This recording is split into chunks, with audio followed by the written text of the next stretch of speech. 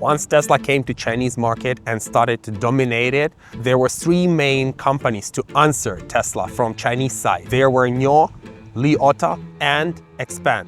Today, we have the newest flagship sedan from XPeng, P7 Plus.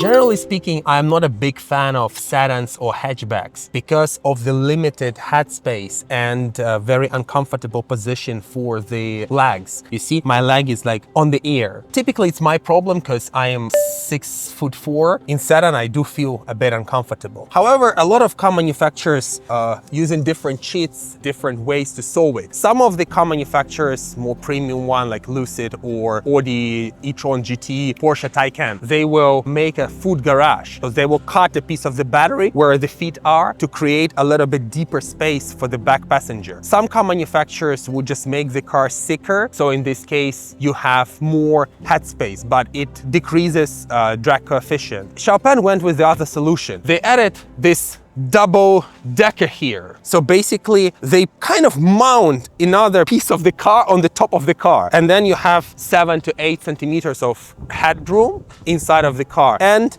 get a pretty sleek design. Plus it has another very nice way of using it as the perfect placement for your cup of coffee. Another problem I have with sedans is a very limited trunk space and very small opening. But because P7 Plus is a lift gate, it's not a typical sedan or hatchback, we don't have this problem. Let me show you. Ugh, I have a pretty big box to put inside. Okay. Come on. I don't think so. Look at this, 725 liters of space. I can put my scooter, skateboard, box, and even sit myself here. Isn't it perfect for fishing or just enjoying the nature? 1 meter by 1 meter without folding the second row. Perfect. XPeng, add the function. Inside, the car has enormous amount of space. Look at me, even with my height, I have plenty of space around. It has lots of storage. As you can see here, we have a small pocket for small things or mobile phone. We have pocket here in the door.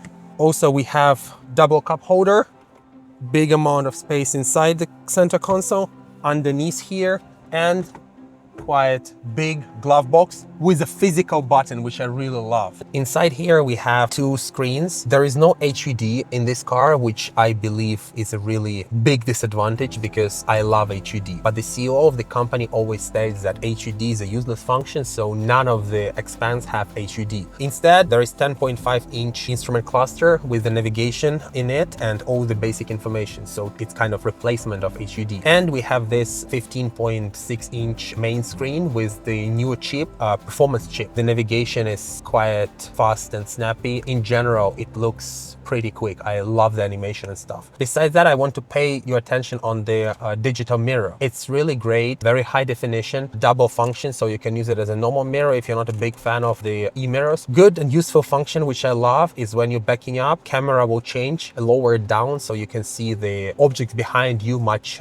easier while backing up. One more quite interesting feature of this car is this button. It's a kill switch because a lot of people are afraid of electric vehicles. They think the car can catch the fire. So XPeng added this button to disconnect the battery and kill the power. It's soft, it's comfortable, but it's not as premium as X9 probably, or like BMW 7 or BMW 5. It's, let's say, budget comfort. For this price tag, I think it's a very comfortable and very premium car. Let's take this baby for a spin. Even this car is quite quick, 0 to 100 within 5.9 seconds, but it doesn't give you that instant torque as Tesla would do. So you see I hammered down the pedal and acceleration is quite linear. It does go very quick. It's more than enough to overtake somebody, but it's not sick. it's just going up similar to any gas vehicle. I pretty much like suspension in this car. I think it's tuned very well. P7 Plus doesn't have rear suspension, it doesn't have CDC, but however, it drives really, really well. I personally feel that this suspension is tuned much better than my much more expensive Neo ES7, and it's quiet. You barely can hear any road noise or any noises from outside, even with the frameless window. NGP on the streets of Shanghai. So as you see, the right turn went pretty smooth. We have animation here so we can see what car sees. Now there is a red light, so the car can see, as it doesn't have any lidars, it only uses cameras, so it sees the same way as we do. And it will show prompts on the screen. And also there is a red line here, so it shows that the car won't cross that line. Sometimes there is even a distance showing there. This was the first XPeng model which added the blue lights outside of the car, so whenever car is driving by itself, it will turn on those blue lights around the car, on the mirrors and on the back, to indicate and show other drivers that the car is driving by the computer. So far, very smooth, very comfortable. I feel quite relaxed. I don't feel worried because it's the first time I try XPeng without lidars. However, it's powered by AI. So you see ahead we have some barrier and the car can see it. So the car moved right to avoid the barrier. Even it's not supposed to be there, it's a temporary one. As well as the biker, car sees the biker and moves a little bit left. But you see, when it turns left, it a little bit leans towards the line. It gives me a little bit of a comfortable feeling. Every time, whenever it's a turn, the car will a little bit lean towards the side, not keep the strict position. Here is very tricky. None of the cars I tried ever managed to make a U-turn here. Very, very slow. But look, there is a car parked here, another car parked here, and it did it.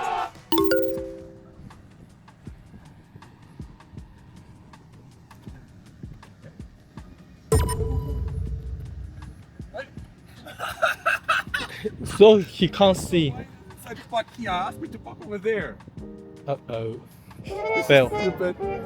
Failed! Look, failure. It would definitely hit it. It would destroy the camera.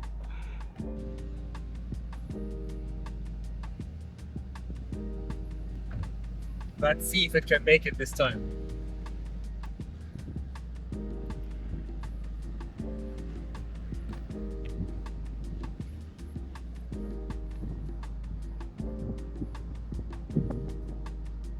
Nicely done. But So, unless there is some thing and long object staying in front of the car, maybe the car can park pretty well under normal condition. But you have to be careful. If there is some thing and small object, sometimes it can fail. I doubt if it see the scooter behind it. I'm not sure. The scooter just passed by very fast and it didn't see the scooter. It didn't stop to the scooter. Yeah. Maybe as a human driver, when I'm parking, I would just slow down a little bit. This is S4 supercharger for XPeng. It has a super fast speed up to 480 kilowatts. So if your car supports 5C charging, it's gonna charge 10 to 80% within 12 minutes. Our car doesn't support 5C AI chargers because it's not the most expensive trim. So we need about 20 minutes from 10 to 80%. You don't need to scan QR code if you drive XPeng car. You just plug it in and within like 3-4 seconds, it will start charging automatically. And then you will see the price in the app and it will either automatically deduct from your credit card, or if you have any coupon, it will let you choose the coupon first, which is extremely convenient. You just back up, plug in, done.